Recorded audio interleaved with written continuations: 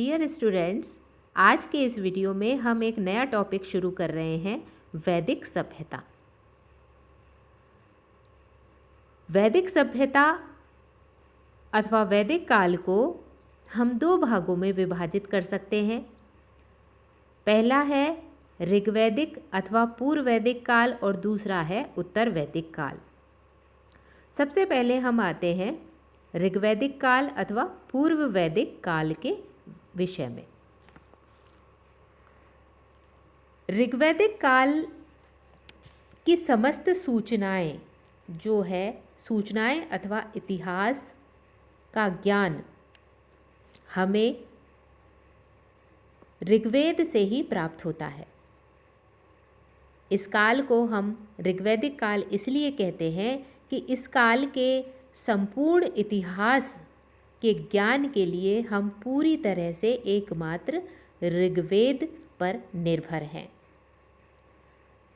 ऋग्वेद में कुल 10 मंडल हैं। इसमें 2 से 7वें मंडल तक प्राचीन माने जाते हैं। सामान्यतः ऋग्वेद को ईसा पूर्व 1500 से 1000 ईसा पूर्व की रचना माना जाता है।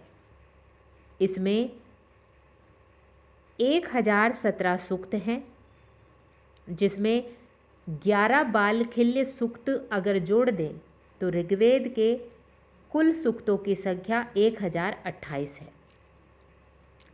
ऋग्वेद के सूक्तों के दृष्टा या निर्माता ऋषियों में 6 ऋषियों का प्रमुखता से नाम लिया जाता है। उसमें गुत्समत, भारद्वाज, अत्रि, विश्वामित्र, वामदेव और वशिष्ठ प्रमुख हैं।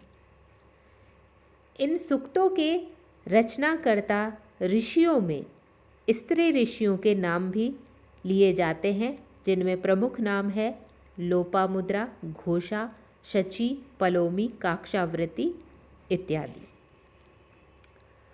अब हम बात करते हैं ऋग्वेद में जिस भौगोलिक पृष्ठभूमि की बात की गई है उसके विषय में।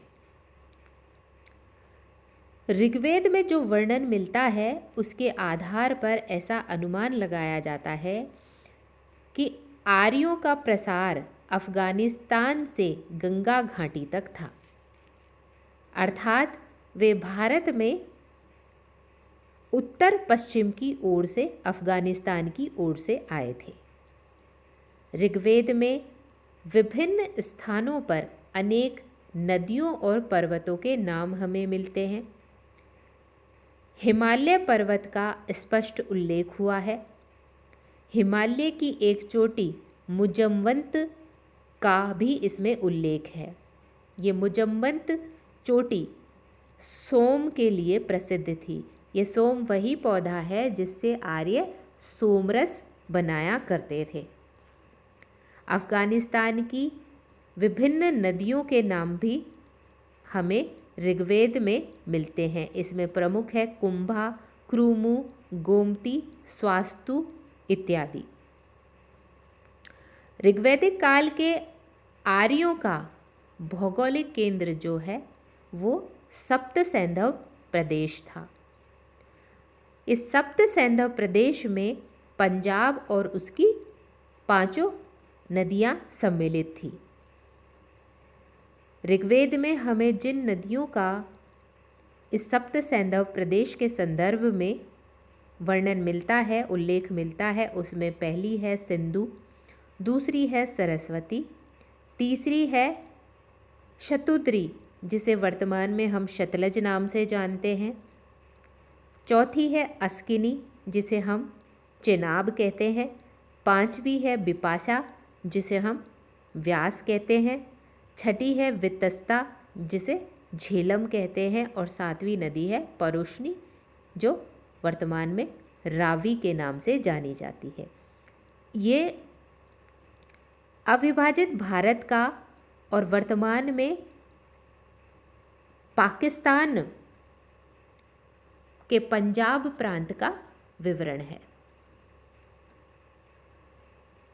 इन 7 नदियों द्वारा सिंचित क्षेत्र सप्त सैंधव प्रदेश कहलाता था, जिसका ऋग्वेद में बार बार उल्लेख आता है। यहाँ पर गंगा और यमुना नदी का उल्लेख मात्र 2 या 3 बार आया है।